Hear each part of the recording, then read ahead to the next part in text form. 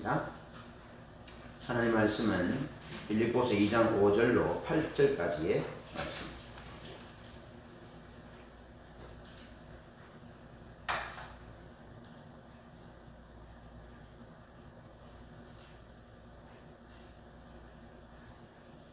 빌립보서 2장 5절로 8절까지의 말씀. 다 한 음성으로 합동하겠습니다. 시작. 너희 안에 이 마음을 품으라. 곧 그리스도 예수의 마음이니 그는 근본 하나님의 본체시나 하나님과 동등됨을 취할 것으로 여기지 아니하시고 오히려 자기를 비워 종의 형체를 가지사 사람들과 같이 계셨고 사람의 모양으로 나타나사 자기를 낮추시고 죽기까지 복종하셨으니 곧 십자가에 죽으시니라. 아멘. 여러분, 올해 2020년 우리 교회 주제는 부흥입니다. 부흥을 준비하는 교회입니다. 그래서 부흥에 대한 메시지가 계속해서 나가고 있습니다. 부흥의 시작은 한 사람이 세워지는 것입니다. 한 사람이 세워지는 것이 부흥의 시작인데 그 한 사람이 예수 그리스도의 마음을 품은 한 사람, 섬김과 자기 내어줌이 목적인 그 한 사람, 그 한 사람이 세워지는 것이 부흥의 시작입니다. 그리하여 힘의 논리, 제국의 논리에 지배받는 것이 아니라 하나님의 사랑에 지배받고 하나님의 말씀에 통치받는 개인, 또 가정, 교회와 국가가 세워지는 것, 그것이 부흥의 시작입니다. 하나님이 이스라엘 백성, 이스라엘 민족을 세우기 전에 하나님의 사랑과 하나님의 통치에 순응하는 한 사람, 한 가정, 아브라함을 선택하셔서 그에게 하나님의 마음을 알게 합니다. 아브라함이 일생 동안 행했던 것은, 추구했던 것은 하나님을 추구했고 하나님의 마음을 추구했습니다. 그래서 힘의 논리, 제국의 논리, 세상 가치의 논리에 지배받는 자가 아니라 하나님의 사랑, 하나님의 통치 방식에 순응하는 한 사람으로 하나님이 만들어 가셨어요. 그래서 하나님은 그 시작이 그 한 사람으로부터 시작됐지만 그 부흥의 시작은 큰 민족을 이루는 완성으로 한 나라를 세우고 그 아브라함의 후손을 통해서 예수 그리스도가 태어나게 하셨고 예수 그리스도를 통해서 온 인류가 구원 얻게 되는 그 큰 부흥을 하나님은 가져오셨던 것입니다. 그래서 부흥의 시작은 한 사람이 세워지는 것으로부터 시작됩니다. 자, 그래서 예수 그리스도는 이를 위하여 종의 마음을 품으셨고요. 하나님의 마음을 품으셨어요. 예수님. 종의 마음, 섬기는 마음, 자기 목숨을 대속물로 주는 그 마음, 섬기는 것이 목적이셨던 그 마음을 주님께서 품으셨고 또 그에 따르는 제자들도 그 마음을 품었고요. 여러분, 예수님이 제자들에게 가르치신 것은 예수님의 마음을 가르쳐 주었습니다. 어떤 목회의 스킬을 가르쳐 준 것이 아니라 하나님이 누군지, 어떤 분인지, 하나님의 마음이 어떻는지, 하나님의 사랑이 어떤 건지 그것을 예수님이 제자들과 함께 하시면서 제자들에게 보여주었어요. 요한복음 21장에 보면 배반한 시몬 베드로에게 주님께서 보여주신 것이 무엇입니까? 말씀하신 것이 네가 나를 사랑하느냐 물으셨고 사랑하는 자에게 주님이 주님의 영과 주의 교회를 맡기셨잖아요. 주의 마음, 사랑하는 그 주님의 마음, 그것을 주님께서는 시몬 베드로와 제자들에게 가르치셨던 거죠. 그래서 주님의 마음으로 무장된 그들이 주님과 같은 삶을 살았고 그들이 가는 곳에 부흥의 시작이 있었고 부흥의 놀라운 부흥의 역사가 일어났던 거죠. 그래서 예수님의 제자들이 가는 곳에 주의 마음을 쏟아냈고 주님처럼 제자들이 목숨을 다하여 세상을, 사람들을 섬겼던 거죠. 그러니까 그 제자들이 섬기는 그곳에 교회가 탄생되게 되고 그 사람들이 또 주의 마음을 품고 또 나가서 세상을 섬기고 사람을 섬기는 거예요. 그래서 부흥의 시작이 하나님의 마음을 가진 그 예수님으로부터 시작되면서 그 제자들로부터 이어지고 그러면서 그의 그의 제자들로 이어지는 거예요. 결국에는 그 모든 제자들이 예수님의 제자죠. 그래서 교회가 하나님의 부흥을 담아내는 예루살렘 교회가 하나님의 부흥을 담아내고 안디옥 교회가 하나님의 부흥을 담아내고 로마 교회가 하나님의 부흥을 담아내는 그런 역사가 있었던 거죠. 그래서 예수님은 종의 마음을 품으셨고 제자들도 그 마음을 품었고 교회도 그 마음을 품었던 것입니다. 그래서 오늘 본문의 말씀 빌립보서 2장 5절로 11절의 말씀은 그리스도의 찬미성인데요. 초대 교회가 찬송으로 불렀던 내용이에요. 그러니까 찬송으로 불렀던 그 내용은 예수 그리스도 그분은 종으로 오신 분입니다. 그분이 죽기까지 우리를 복종하시고 하나님께 복종하시고 우리를 사랑하셨습니다.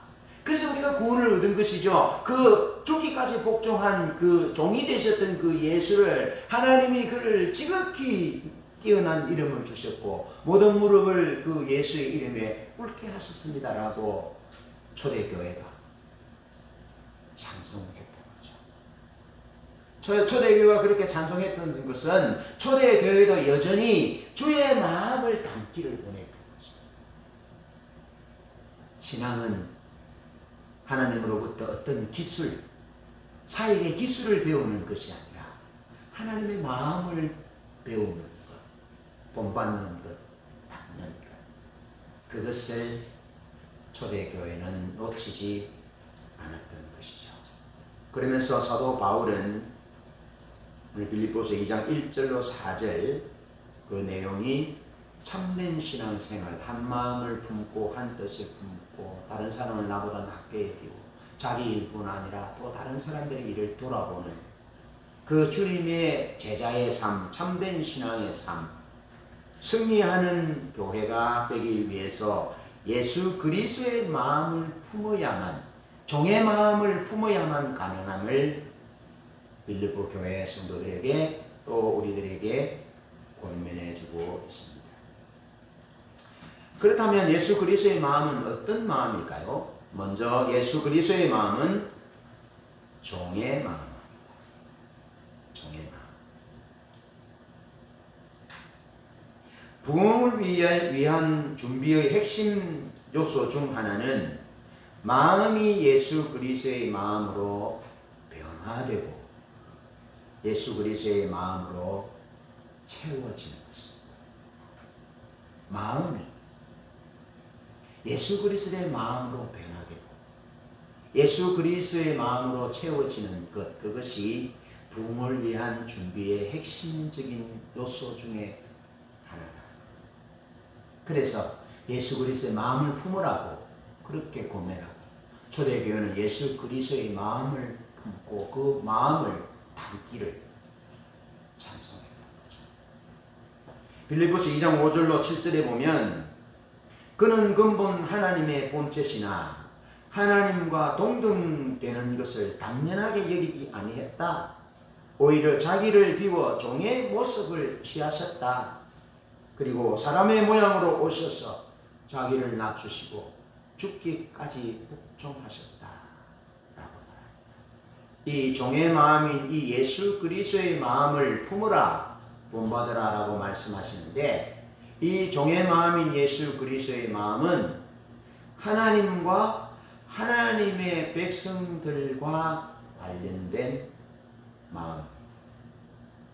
주님이 겟세마네 동산에서 기도하실 때 나의 원대로 마옵시고 아버지의 원대로 되기를 원하나이다. 그렇게 동일한 기도를 3번이나 합니다. 간절히 땀이 땅에 떨어지는데 핏방울이 떨어지는 것처럼 간절히 3번 기도했는데 그 내용은 나의 원대로 마옵시고 아버지의 원대로 되어지기 원합니다. 종의 마음은 하나님의 마음을 품는 겁니다. 하나님의 뜻대로 되기를 원하는 그 나의 원대로 마으시고 내 뜻대로 마으시고 내 뜻이 이루어지는 것이 아니라 하나님의 원대로 되기 원합니다. 하나님의 뜻이 이루어지기 원합니다 하는 마음이 예수님에게 있었던 종의 마음이다. 그러면서 이 마음은 타인을 위한 마음, 전적으로 타인을 위한 마음이었다. 그래서 이사야서 52장 14절에 보면 이렇게 말씀하고 있습니다. 그 얼굴이 타인보다 상하였고 그 모양이 인생보다 상하였으며 그는 사람들에게 멸시를 받았고 버림을 받고 고통을 많이 겪었다. 그렇게 말합니다. 그러면서 이사야 53장 5절로 6절에는 그가 찔림은 우리의 허물을 인하며 그가 상함은 우리의 죄악을 인합니다. 그가 징계를 받음으로 우리가 평화를 누리고 그가 채찍에 맞음으로 우리가 나음을 입었다라고 말씀하고 있습니다. 예수님에게 있었던 이 종의 마음은 하나님을 향한 마음이었고 하나님의 백성을 향하여 기꺼이 죽기까지 복종하셨던 그 마음, 죽도록 우리를 사랑하셨던 그 마음이 우리 주님 예수 그리스도에게 있었던 마음이야. 주님은 그 마음을 품고 이 땅에 오셨고 그 마음을 품고 이 땅에 사셨고 그리고 그를 따르는 자들이 그 마음을 품고 그 예수님의 삶처럼 살아가기를 주님께서 간절히 원하셨고 주님이 목숨을 주시고 죽으시면서 남기신 것은 그를 따르는 그의 제자들과 그의 교회와 성도들이 하나님의 사람들이 그 마음을 품고 그 마음을 간직한 채 살아가기를 주님께서 원하셨다. 그래서 이사야서 53장 7절에는 그는 도수장으로 끌려가는 양같이 끌려갔지만 그는 그 입을 열지 아니했다. 자기를 변호하지 아니했다. 실제로 예수님은 빌라도와 헤롯 앞에서 주님은 그 입을 열어 자기를 변호하여 자기가 거기서 풀려나는 것을 원치 아니하시고 하나님의 원대로 되기를 복종하시고 자기 백성들을 위하여 오히려 기도하는 중보하는 그 섬김의 자리에 나아갔던 것입니다. 사랑하는 성도 여러분, 하나님은 우리에게 부흥을 준비하는 하나님의 백성들로서 이 마음을 갖기를 원하는 것입니다. 이런 마음으로 우리 마음이 변화되기를 원하고 이런 마음으로 우리 마음이 무장되기를 원하는 여기서부터 부흥이 하나님의 부흥이 시작된다 하는 것입니다. 예수님은 다른 방법은 찾지 아니하셨습니다. 마태복음 4장에 보면 예수님이 공생애를 시작하실 때 40일 동안 금식하시고 줄이시잖아요. 그때 사단이 와서 돌로 떡을 해먹으라. 그리고 높은 성전 꼭대기에서 뛰어내리라. 그러면 천사들이 네 발을 받아서 부딪히지 않게 하실 거다. 그러면서 천하만국의 영광을 다 보여주면서 내게 전하면 이 모든 것을 너에게 줄 것이다. 그렇게 예수님을 유혹합니다. 십자가를 지지 말고 죽기까지 복종하지 말고 지름길을 택해라. 돌로 떡 해먹어라. 그리고 성전에서 보란듯이 뛰어내리면 사람들의 인기가 너에게로 몰려들지 않겠냐. 그렇게 해라. 그것은 세상가치잖아요. 지름길로 가는 것은 세상가치입니다. 지름길로 가서 수단과 방법을 가리지 말고 네가 목적하는 것을 취해라. 세상의 가치잖아. 그리고 높은 데서 뛰어내리면 그래서 땅에 떨어지는데 죽지 않으면 초자연적인 역사잖아요. 그런 사람들의 이목을 집중시키기 좋다. 그러면서 세상 사람들이 추구하는 것이 세상의 번영, 세상의 영광, 성공, 부, 능력. 그건 내게 줄게. 그렇지만 예수님은 주 너의 하나님을 시험치 말아라. 그러면서 주님은 종으로 오신 당신의 목적, 자기 백성들을 섬기기 위한 목적, 하나님의 원대로 되기를 원하는 그 목적, 십자가를 지고 죽기까지 복종하는 그 목적 외에 다른 길을 찾지 아니하셨습니다.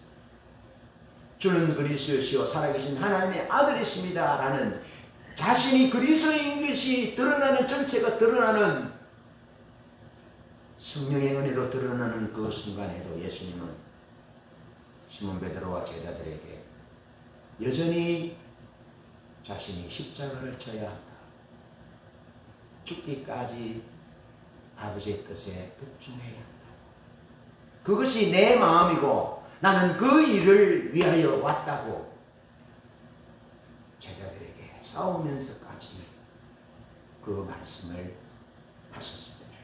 그리고 마태복음 17장에 보면 베나산에서 엘리야와 모세를 만나고 제자들이 완전히 황홀해서 주의 여기 초목새를 짓고 우리 여기 사는 것이 좋겠습니다. 뭐 내려갈 필요가 뭐 있겠습니까? 저 세상으로. 그랬을 때 주님은 내게 가라. 내가 장로들에게 권한을 받고 달려서 십자가를 지고 죽어야 할 것이다. 그리고 사흘 만에 살아나야 할 것이다. 내가 죽은 자 가운데 살아나기 전에는 이 일을 아무에게도 말하지 말아라 말씀하셨습니다. 그러면서 마태복음 14장 32절로 42절에 겟세마네 동산에 기도하실 때도 나의 원대로 마옵시고 아버지의 원대로 되기 원합니다. 그러면서 마지막 결론이 겟세마네 동산의 마지막 기도의 결론이 일어나라 함께 가자. 십자가를 향하여 주님이 나아가셨던 것입니다. 친히 죽기까지 복종하시고자 죽기까지 우리를 섬기심으로 우리를 살리기 위해서 일어나라 함께 가자. 보라 나를 파는 자들이 왔도다. 그러면서 주님은 죽기까지 복종하는 그 섬김의 자리, 하나님 아버지와 자기 백성들, 하나님의 백성들을 살리고 섬기기 위한 그 자리로 친히 걸어나 다른 길을 찾지 아니하신다. 여러분, 다른 길을 찾는 자에게 주님이 어떻게 제자의 사명을 맡기셨습니까? 아버지의 뜻, 아버지의 백성들, 하나님의 백성들의 행복을 위한 길 그 외에 다른 길을 찾는 사람이 제자가 될 수 있겠습니까? 다른 길을 찾는 그 사람이 부흥의 주역이 될 수 있겠습니까? 부흥의 길에는 다른 길은 없습니다. 부흥의 길에는 오직 주의 마음, 겸손한 마음, 이 종의 마음, 아버지의 뜻대로 되기를 원하는 그 마음, 주의 백성들의 생명과 구원을 위하여 친히 죽도록 내어주는, 자기를 내어주는, 복종하는 그 마음 외에는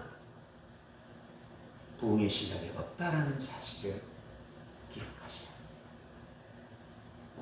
죽기까지 복종하신 예수 그리스도의 그 마음을, 종의 마음을 품으셔야 합니다. 성경은 우리가 날마다의 삶 속에서 긍휼과 확신과 근심, 그리고 성경에 기록된 모든 종류의 은사들을 가질 수 있다라고 말씀합니다. 물론 하나님이 주셔야만 가능한 것이 전제됩니다.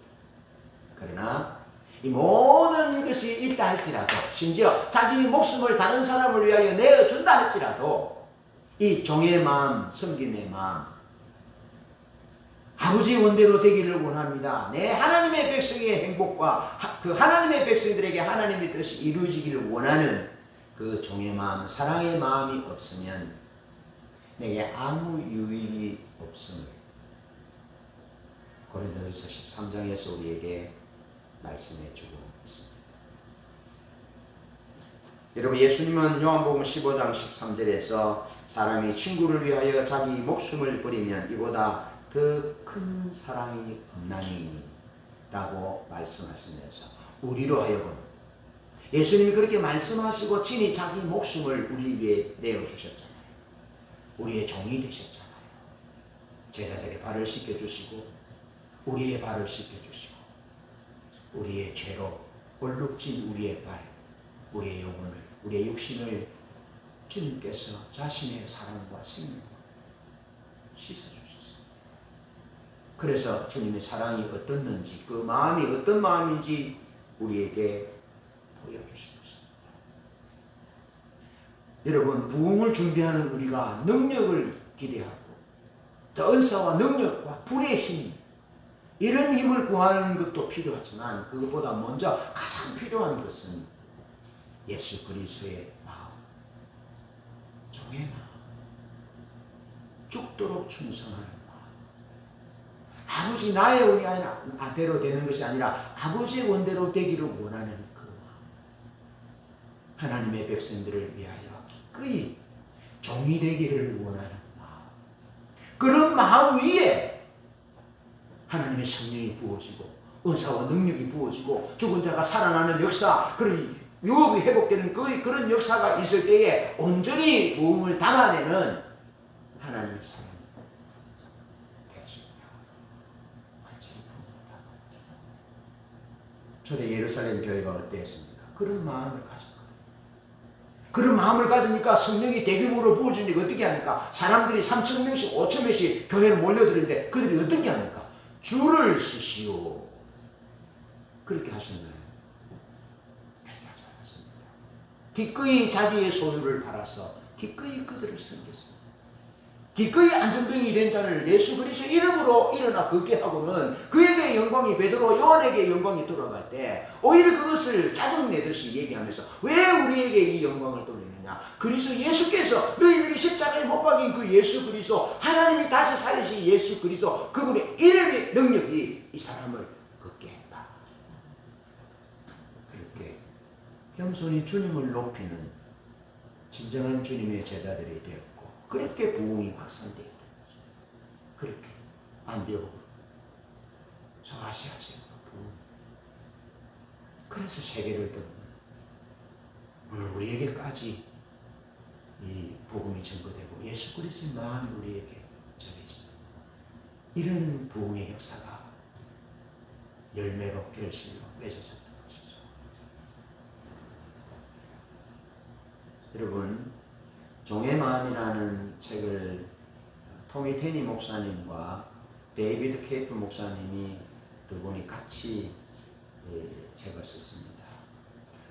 그 책 내용에 보면 데이비드 케이프 목사님의 행정 담당 목사였던 키스라는 목사님과 그 아내 기일에 대한 얘기가 나옵니다.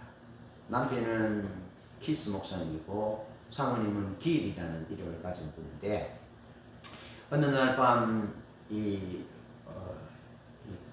교회에서 예배를 드릴 때 누군가가 이 길 사모님에게 교회 앞 길가에 어떤 한 소녀가 상담을 요청한다는 이야기를 이 길 사모에게 해줍니다. 그래서 이 길 사모가 나가보니까 길가에 한 소녀가 주저앉아 있는데 그 나이는 19살 되는 나이의 소녀인데요. 가정에서 학대받으면서 성장했던 아이입니다. 그리고 사회적인 기술은 정모하다시피 했고 가치관은 성경적 가치관과는 정반대의 가치관을 가지고 있고 예수님에 대해서는 거의 아무것도 알지 못하는 소녀임을 알게 됩니다. 길은 19세 소녀가 온갖 세속적인 작동산이가 가득 들어있는 가방을 들고 있는 것을 목격하는데요. 그러면서 이 길 사모가 내린 결론이 이야기가 갈 데가 없구나. 갈 데가 없구나. 그러면서 하나님께 기도하고 고민하다가 결국에는 이 19살짜리 소녀를 자기 집으로 데리고 가기로 결론합니다. 그리고 3개월 동안 그 아이와 하루에 서너 시간 상담하고 1대1로 멘토링하고 필요를 채워주고 얘기를 들어주고 함께 그렇게 합니다. 그런 가운데 결국 이 소녀가 그 마음을 예수 그리스도께 내어드리게 됩니다. 그러면서 이 길이 그 19살 되는 소녀를 섬기고 헌신하고 희생함으로 인해서 그 소녀의 가치관에 놀라운 변화가 일어나게 됩니다. 그 마음에 변화가 일어나는 거죠. 그 가치관, 그 소녀의 가치관은 이 길사모가 그를 섬기기 전에는 세상 가치로 가득 찼고, 그래 그의 가방에는 세상의 온갖 잡동사니로 가득한. 그런데 3개월 동안 섬기면서 하나님에 대한 얘기와 그의 필요를 채우면서 멘토링하고 하는 가운데 그의 가치관에 새로운 가치관이 쌓여지게 됩니다. 그것이 예수 그리스도의 가치관이죠. 성격적 가치관이죠. 하나님의 사랑의 가치관이 거기에 한겹한겹 넣어지게 됩니다.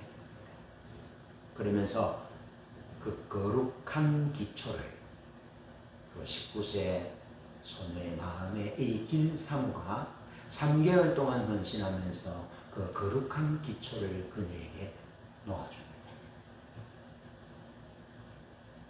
여러분, 우리가 한 영혼을 섬기는 것은 물질적인 필요를 채워주는 것도 필요합니다.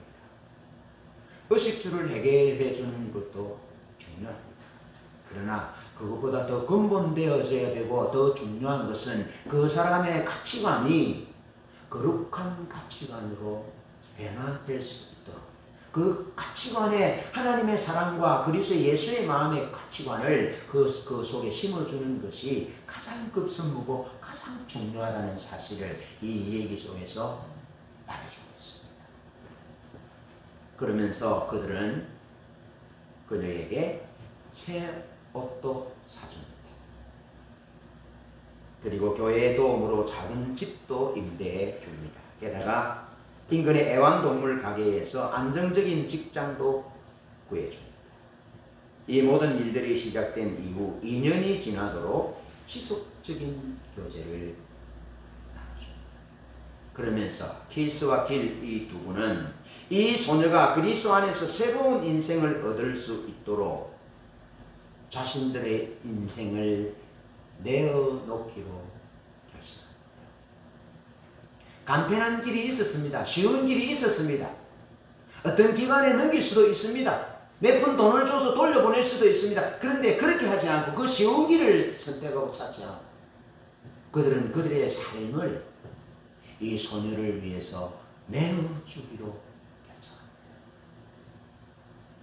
그들은 요한복음 15장 13절 말씀처럼 사람이 친구를 위하여 자기 목숨을 버리면 이에서 더 큰 사랑이 없다 말씀하시고 친히 우리를 위하여 죽도록 하나님께 복종하시고 우리를 사랑하신 그분의 가르침대로 그 마음이 그들 마음속에 있었고 그 예수님의 가르침대로 그 한 영혼을 그렇게 섬겼다.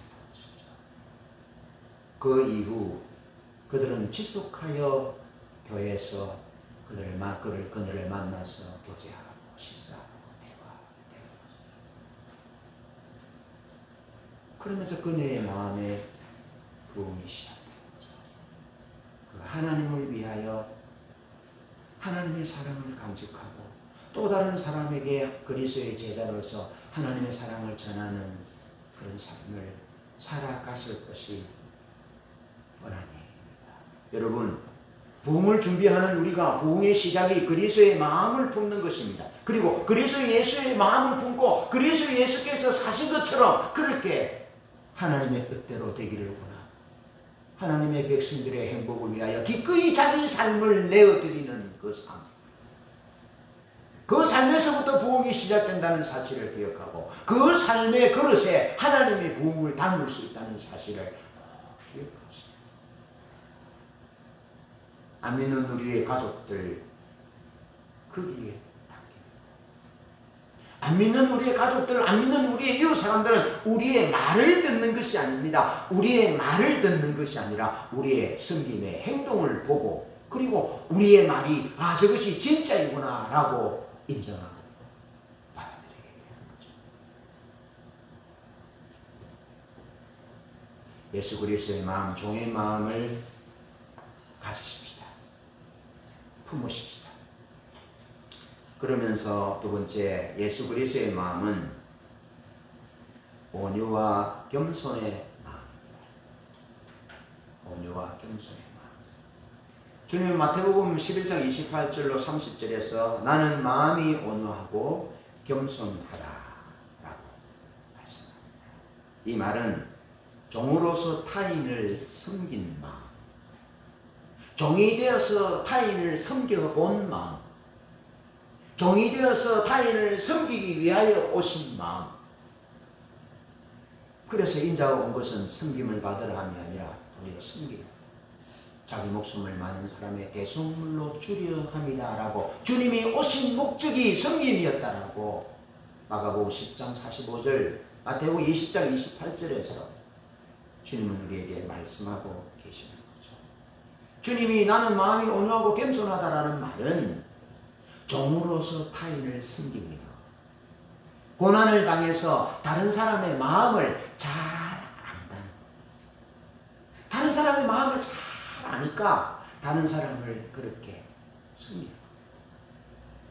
내 관점에서 섬기는 것이 아니라 상대방의 관점에서 그의 필요를 채웁니다.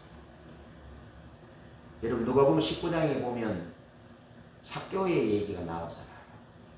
삭개오는요 매국노에 가깝습니다. 자기 동족들에게 세금을 과하게 부과해서 일정 금액은 로마에 바치고 일정 금액은 자기의 부를 위해서, 자기 삶을 위해서 가집니다. 그래서 삭개오는 완전히 왕따였어요. 민족으로부터 왕따되었습니다. 그런 삭개오를 주님께서 찾아가셨어요. 삭개오야 내려오라. 삭개오야 내가 오늘 내 집에 유하여야 되겠다. 인자가 온 것은 잃어버린 자를 찾아 구원하러 왔다라고 말씀하면서 그 당시에 세리였던 삭개오는 잃어버린 자였어요. 유대 사회에 잃어버린 자였어요. 그런 잃어버린 자를 위하여 주님께서 오셔서 그를 찾아내시고 찾아주시고 그 이름을 부르시고 그 집에 들어가셔서 식사하셨어요. 식사는 바리새인들이, 서기관들이, 사두개인들이 식사를 같이 하는 사람들은 구원의 바운더리 테두리 안에 있는 사람들이다. 구원받은 백성이다라고 서로 착축하는 의미죠. 그런데 그런 사역을 바리새인들이 했단 말이죠. 그런데 자기의 비슷한 부류에 있는 사람들, 삭개오 같은 사람은 그들과 함께 식사할 수가 없어요. 그래서 구원의 문이 아예 닫혀버린, 그 당시 사회의 가치, 풍속으로는 구원의 문이 닫혀버립니다. 그래 얼마나 불안하고 얼마나 외롭고 얼마나 아프겠습니까? 그런 삭개오를 주님께서 찾아가셨어. 이름을 부르시고 내가 내 집에 유하여야겠다라고 말씀하시면서 나는 잃어버린 자를 찾아 구원하러 왔다 말씀하시고 이 삭개오도 아브라함의 자손이다. 이 삭개오도 하나님의 백성이다. 이 삭개오도 구원받은 백성이다. 하나님의 긍휼과 사랑과 자비를 입은 백성이다. 하나님의 백성이다라는 것을 주님이 선포해 주신 거죠. 이것이 주님의 온유와 겸손의 마음이에요. 주님은 길고를 당하여서, 핍박과 멸시를 당하여서, 고통을 당하여서, 고통당하는 자, 멸시당하는 자, 눈물 흘리는 자, 외로운 자의 마음을 주님이 누구보다도 잘 아십니다. 잃어버린 그 서러움과 소망 없는 그 절망과 어두움의 그 마음을 주님이 아십니다. 기꺼이 삭개오에 찾아오셔서 삭개오를 구원하여 주시고, 요한복음 4장에 수가성 꿈을까 남편이 5 있었던 여인, 이 남자 저 남자에게 발길길 당하면서 차리면서 버림받은 그녀를 주님이 며칠간의 시간을 할애해서 사마리아 수가성에 오셔서 그 여인을 구원해 주소서. 버림받아 보셨기 때문에, 멸시와 천대를 주님이 받아보셨기 때문에 주님이 그 여인의 마음을 아시고 주님 오셔서 그 마음을 감싸주시고 위로하시고, 내가 너를 안다. 내가 너의 아픔을 안다. 이 남자 저 남자들이 노래처럼 갖고 놀다가 버림받은 그 마음을 내가 안다. 그러면서 주님이 그 여인에게 다시 목마르지 아니하는 영원한 생명수를 그녀에게 주셨다. 그러니까 그녀가 물동이를 버려두고, 그 생명과 같은 그 물동이를 버려두고 예수 그리스도로부터 영원한 생명수를 얻었기에 동네에 들어가서 내게 내 사실들을 조조하게 말한 그 사람을 보라, 그가 메시아가 아니냐 그러면서 마을로 들어가서 마을 사람들 구원을, 그런 은혜를 주님이 베푸셨다는 거죠. 마태복음 5장 5절에는 온유한 자는 복이 있나니 저희가 땅을 기업으로 받을 것이다, 그렇게 말씀합니다. 여러분, 예수님은 온유하신 분이고 겸손하신 분입니다. 그래서 예수님은 땅을 기업으로 받으셨습니다. 아이고 예수님, 목사님, 예수님은 무덤도 없었는데 머리 들 것도 없었는데 무슨 땅을 기업으로 받았어요? 빌립보서 2장 5절로 11절은 모든 무릎을 예수의 이름에 꿇게 하시고, 여러분, 땅은 그냥 흙을 의미하는 땅도 되지만 사람들의 마음이 땅인 거죠. 하나님이 영토, 이 나라의 영토도 다스리는 땅이 대한민국 땅도 하나님의 영토지만 하나님의 백성들의 마음이 하나님의 영토잖아요. 그래서 하나님은 우리의 마음에 통치하기를 원하는 거죠. 하나님의 나라가 무엇입니까? 피안의 세계가 하나님의 나라가 아니라 하나님이 통치가 있는 곳, 임하는 곳, 그것이 하나님의 나라인 거죠. 그래서 하나님은 우리 마음을 통치하시기를 원하십니다. 우리 마음을 어떻게 통치하기를 원합니까? 온유와 겸손으로 통치하기를 원합니다. 하나님의 사랑과 긍휼과 자비와 하나님의 자유와 하나님의 생명을 누리는 그 삶으로 하나님이 통치하기를 원하십니다. 예수 그리스도는 참으로 온유하고 겸손한 분이셔서 모든 무릎이 예수의 이름에 꿇게 하신 거죠. 그래서 예수는 모든 사람의 주가 되십니다. 모든 사람의 그를 따르는, 그를 고백하는 수천 수억 수만 명의 사람들의 마음을 얻으셨던, 땅을 얻으셨던 통치자 메시아 그리스도시다. 이 주님이 온유한 자는 복이 있다 말씀하십니다. 주님이 온유해요. 그러면서 온유함은 단순히 외적으로 나타나는 부드러운 태도가 아니라 심령이 가난함으로 인해서 하나님의 섭리와 하나님의 능력을 신뢰하면서 나오는 부드러움, 하나님의 능력과 하나님의 섭리를 신뢰하면서 오는 부드러움. 그러니까 하나님 다 아신다는 겁니다. 내 삶의 결과가 부당한 대우를 받는다 할지라도 하나님은 다 아시기 때문에 하나님의 섭리와 하나님의 능력을 믿고 부드러움. 하나님이 그냥 두시지 않아. 하나님이 말씀하신 대로, 약속하신 대로 이루실 거야. 그분의 약속은 틀림없어. 그러면서 그분의 섭리를 신뢰하고 그분의 전능하신 능력을 신뢰하기 때문에 초조해하지 않는 거죠. 이리이리하지 않는 거죠. 지금 현재의 모든 것이 결정되는 것이 아니면 아는 거죠. 그 마음이 주님의 마음이시다. 그래서 주님의 삶을 보면 얼마나 대연자약하셨는지 모릅니다. 유대인 종교 지도자도 예수님을 넘어뜨리려 할 때 얼마나 담대하고 얼마나 당당하셨는지, 얼마나 그래 여유가 있었는지, 얼마나 유머가 있었는지, 위트가 있었는지, 얼마나 멋있는지. 보는 데서, 예수님의 눈으로 보는 데서 예수님을 모른다고 3번 부인한 그 시몬 베드로를 향해서 주님이 숯불을 피우시고 조반을 아침을 다 지었어요. 얼마나 저들이 춥고 밤새도록 고기 잡았는데 고기 한 마리 못 잡고 위도 배에 물이 새니까 속옷을 벗어서 그 물 새는 거기 배 틈새를 막았으니까 그 추운 날에 옷도 벗고 일하는 추워 발발 떨고 배고프고 고기 한 마리 못 잡고 얼마나 비참해요. 그런 비참한 실패, 아픔, 마음을 경험하신 온유하신 주님이 자 그들을 위하여 불을 단단하게 피우시고 조반을 다 생선과 떡을 다 준비하시고 다 먹이시고 이제 눈이 좀 떠이니 우리 뭐 배가 부르면 좀 눈이 좀 떠인다 하잖아요.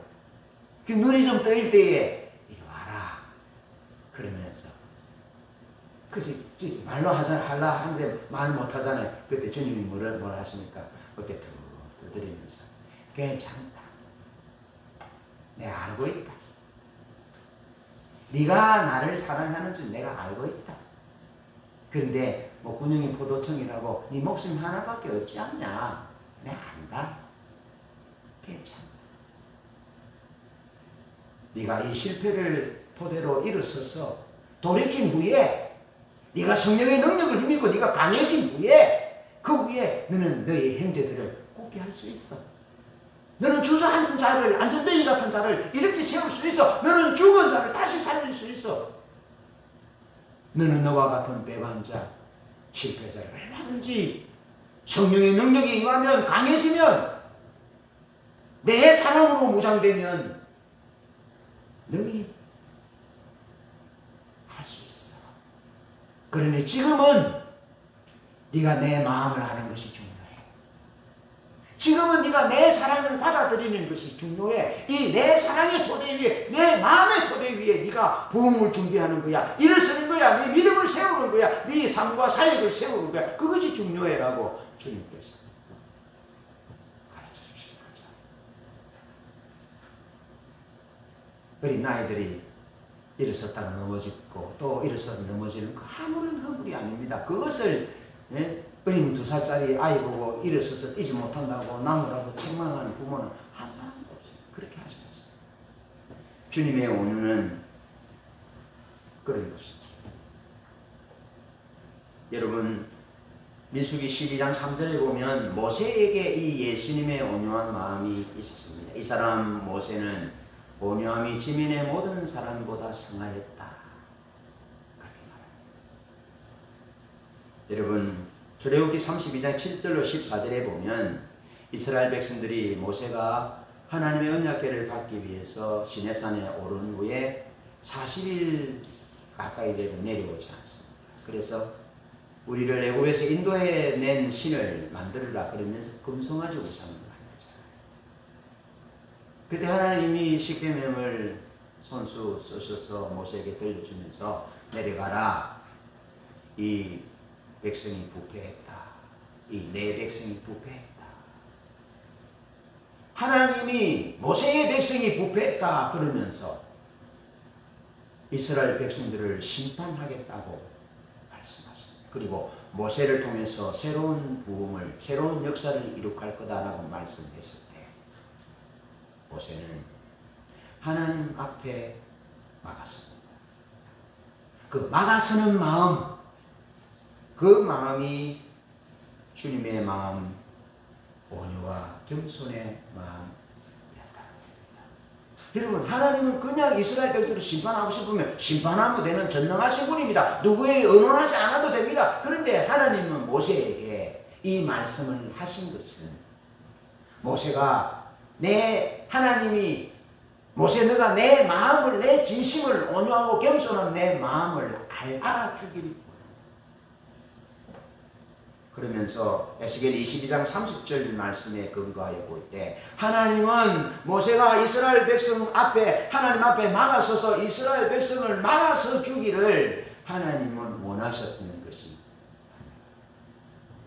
왜냐하면 에스겔서 22장 30절은 하나님이 예루살렘 성을 멸망시키려 할 때에 성 무너진 데를 막아서는 자 한 사람 없어서 주님이 안타까워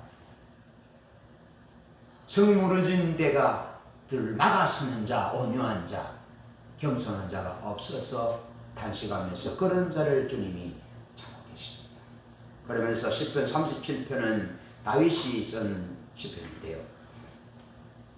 37편 9절과 11절에서 다윗은 온유한 자는 땅을 받을 것이다, 그렇게 말씀합니다.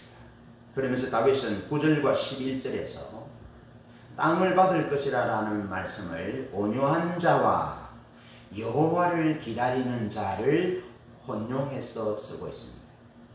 그러니까 온유한 자, 겸손한 자가 어떤 사람이냐? 그것은 하나님을 기다리는 자라는 겁니다.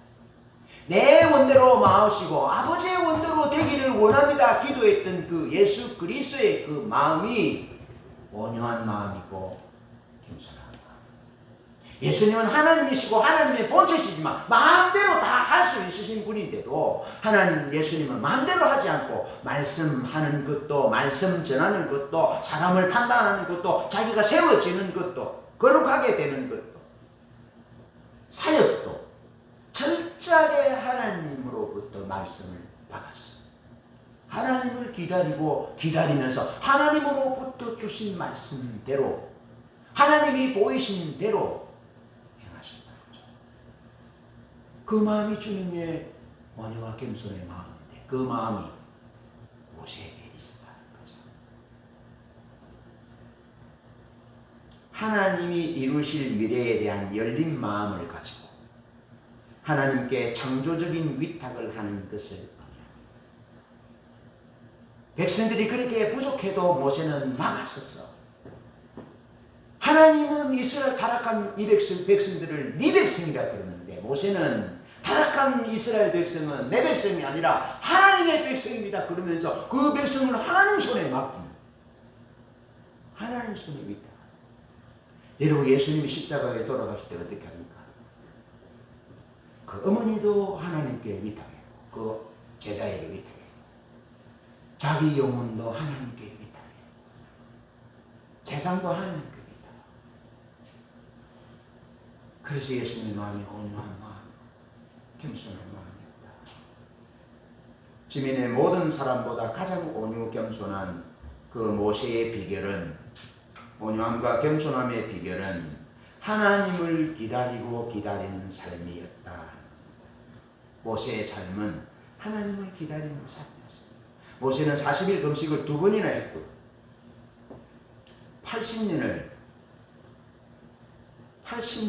하나님을 기다립니다. 미디안에서 40년, 또 이스라엘 백성들을 인도하면서 또 40년. 어쩌면 그가 물에서 건져내어서 어머니에게 양육받으면서부터 그가 이브리 민족이고 하나님의 백성인 것을 교육받잖아요. 그러기 보면 어쩌면 모세는 일생 동안 하나님을 기다리는 삶을 살았던 것입니다. 하나님을 기다리는 것이 온유한 삶, 겸손한 삶. 여러분, 하나님의 본체이신 예수 그리스도는 말씀도 사역도 능력도 전능하신 하나님 아버지를 기다리는 중에 감당하셨습니다.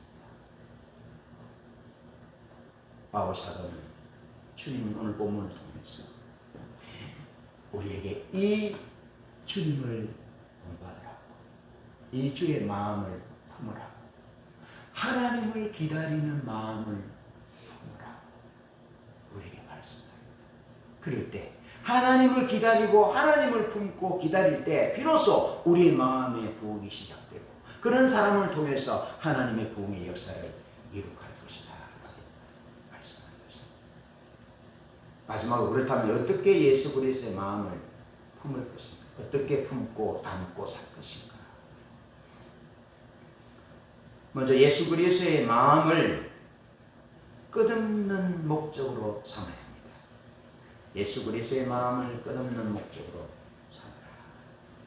빌립보서 2장 5절에 너희 안에 이 마음을 품으라 라고 말씀하면서 그리 모든 그리스도인과 교회의 목적이 예수 그리스도의 마음을 품는 것임을 바울 사도는 권면했습니다. 바울은 하나님을 기다리고 예수 알기를 기다렸습니다.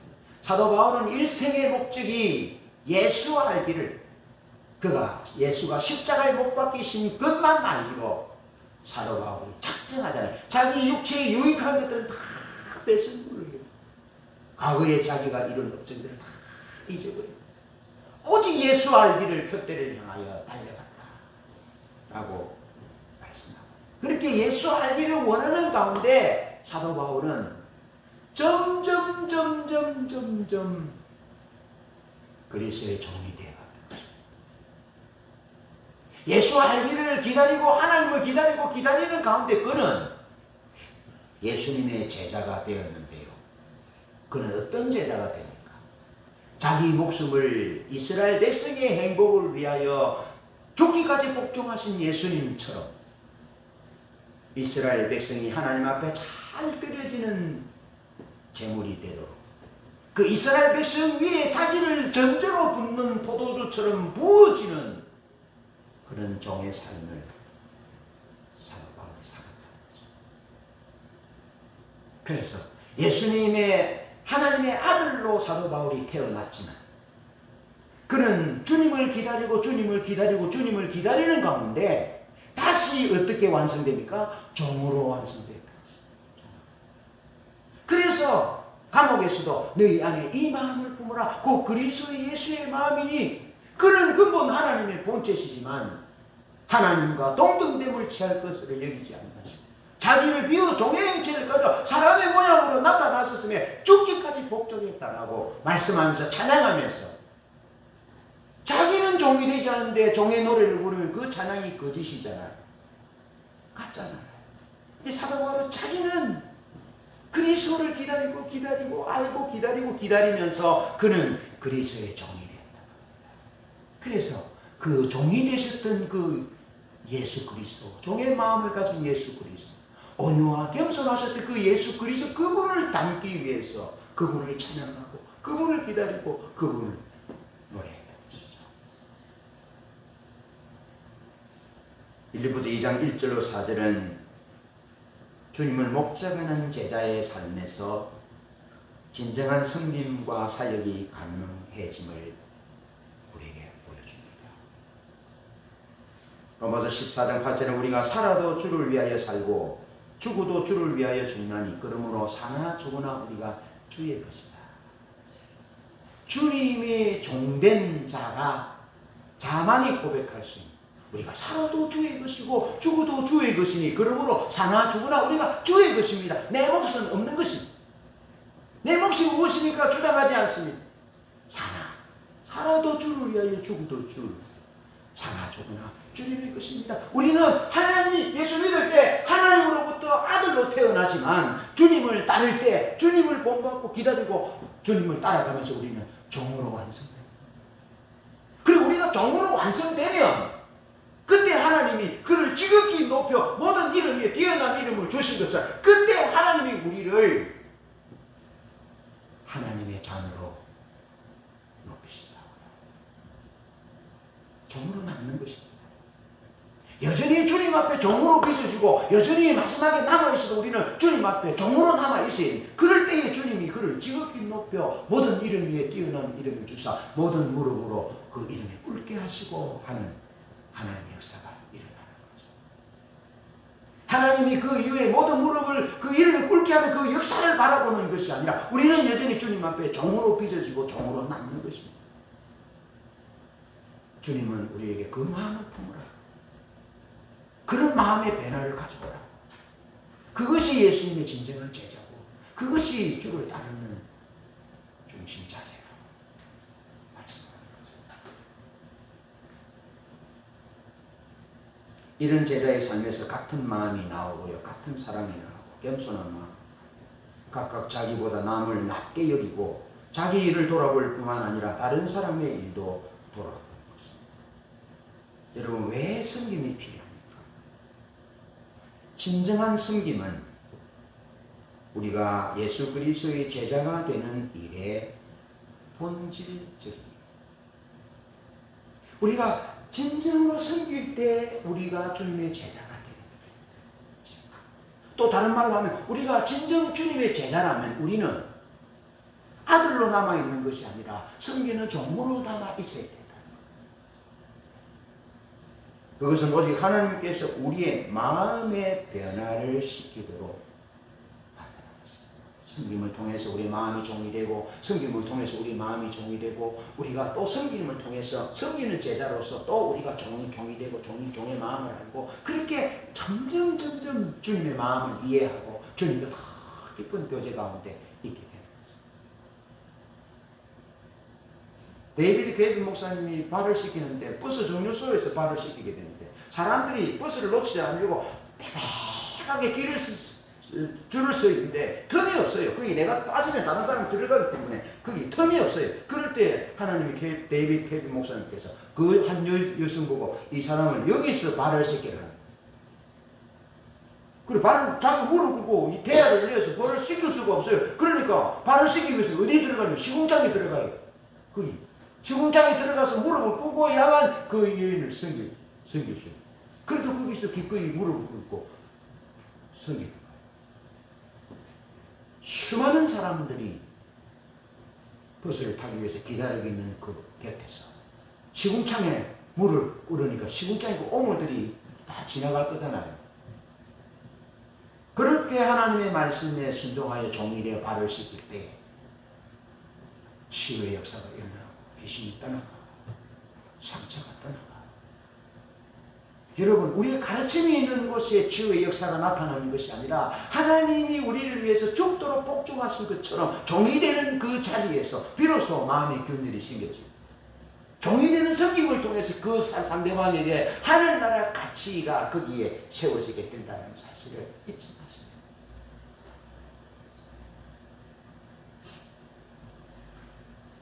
그래서 제가 남편들에게, 아내들에게, 가족들에게, 이웃에게 그토록 섬기라, 사랑하라, 행동으로 보여주라, 주님이 이런 분이라고 보여주라고 강조하게 되는 거죠.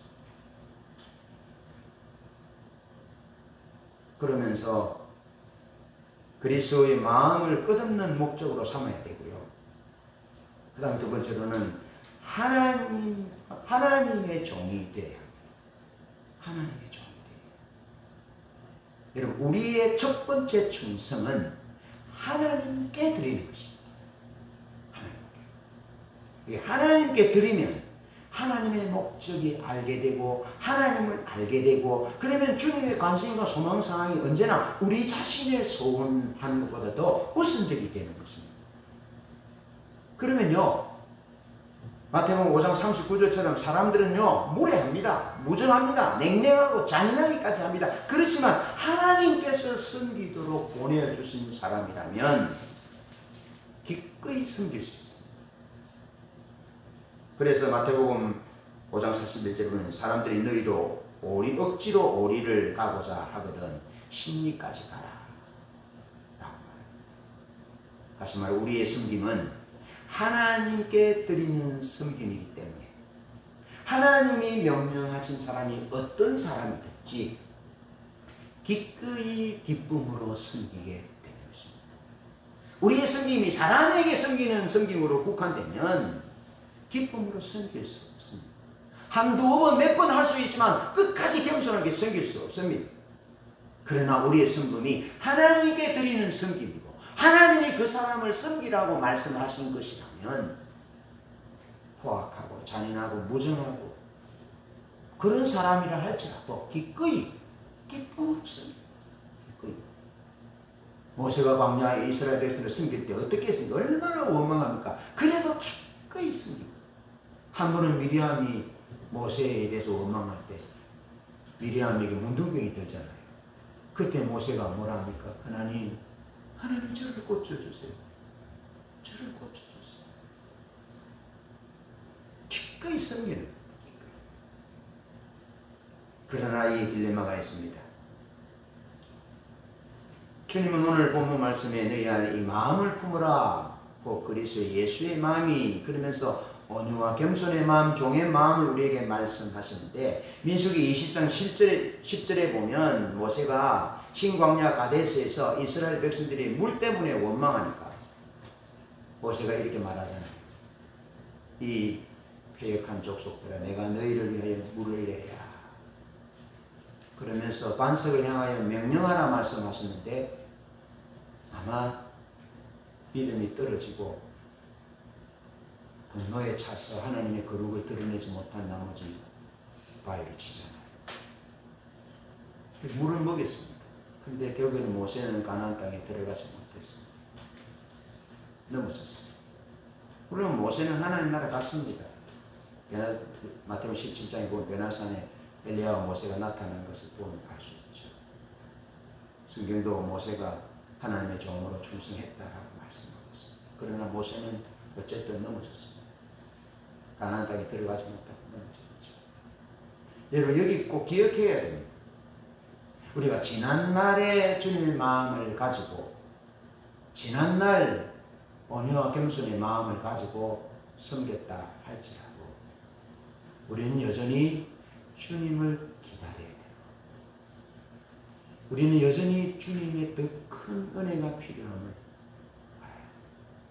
시내산 위에서 하나님과 함께 있을 때보다 이스라엘 백성들이 있는 산 아래 광야에 다녔던 그곳에 하나님의 더 큰 은혜가 필요하다는 사실을 아셔요.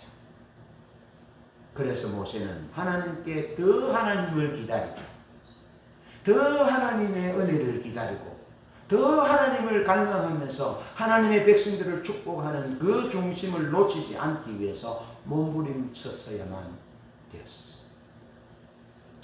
그런데 모세는 그렇지 못했습니다. 모세는 기꺼이 종이 되려는 마음을 놓쳐버릴 때, 목자의 마음을 놓쳐버릴 때, 하나님 앞에 막아서서 이 백성이 내 백성이 아니라 하나님의 백성이지 않습니까? 라고 그들을 용서해 주옵소서라고 기도하고 심지어 출애굽기 32장 31절에 그들을 용서해 주지 아니하시려거든 내 이름을 주의 기록하신 책에서 지워버려 주옵소서라고 자기 영원한 생명을 걸고서 백성을 막았었던 그 목자의 마음이 없어졌던 것입니다. 그 마음이 없어졌던 것입니다. 이 온유하고 겸손한 이 하나님의 마음이 없어졌던 것입니다. 그 마음이 없어지니까 그만 넘어지고 말아요. 왜 사도 바울이 우리에게 너희 안에 이 마음을 품으라 하셨는지 보여주십니다. 부흥을 위하여 한 사람을 세우는 그 시작이 예수 그리스도의 마음을 품는 일임을 그것이 이제 보여주십니다. 스킬이 아니라 설교하고 목회하고 사역하고 신방하는 기술 스킬이 아니라 하나님의 마음을 가지는 것, 예수 그리스도의 마음, 종의 마음, 온유와 겸손의 마음을 가지는 그것이 우리의 첫 번째 목적이요 마지막 목적이 되어져야 된다는 그것이 보여져야 합니다. 윤동주 시인은 십자가는 시에서 이렇게 말합니다. 행복했던 예수에게서처럼 십자가가 허락된다면 어두워져가는 하늘 밑에 조용히 피를 흘리겠습니다. 윤동주 시인은 예수 그리스도 그분을 행복했던 사나이라고 말합니다.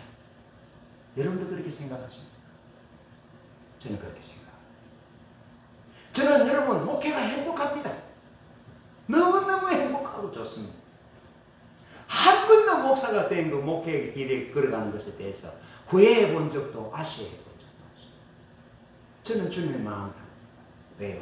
주님이 우리를 살리기 위하여, 우리를 구원하기 위하여, 인류를 구원하기 위하여 당신의 뜻이 아니라 아버지의 뜻을 이루기 위하여 자기 삶을 던지는 것이 얼마나 행복했겠어요. 그래서 주님이 십자가에서 다 이루었다. 경상도 버전으로 하면 이제 됐대. 이제 됐대. 이제 내 백성이 하나님의 백성들이 이제 살겠구나. 이제 됐대. 이제 됐다. 그 예수 그리스도 그분은 행복한 삶을 사셨다. 예수 그리스도 십자가는 행복한 십자가. 그를 따르는 예수 그리스도의 제자들도 어떻게 했습니까? 억지로 죽었습니까? 재수 없어 죽었습니까? 기꺼이 십자가를 향하여 걸어 나가셨던, 죽기까지 복종하셨던 주님처럼 기꺼이 그의 제자들도 그 길을 걸었고, 그의 제자들, 예수의 제자들도 또 그 길을 걸었고, 또 이 땅에 수많은 하나님의 사람들이 또 그 길을 걷고 그 길을 걸었던 거죠. 그들의 중심에는 예수 그리스도의 종의 마음, 온유와 겸손의 마음이 있었던 거죠. 데이비드 케이프 목사님이 이렇게 기도합니다. 주님, 매일 나의 발걸음을 인도하사 주님의 형상으로 변화되게 하옵소서. 나는 불완전하지만 주님의 다함이 없는 사랑을 반사해서 보여주는 겸손한 그 우리 되게 하소서. 언약을 지키시는 이여 나로 주를 닮게 하소서. 아멘. 찬양하겠습니다.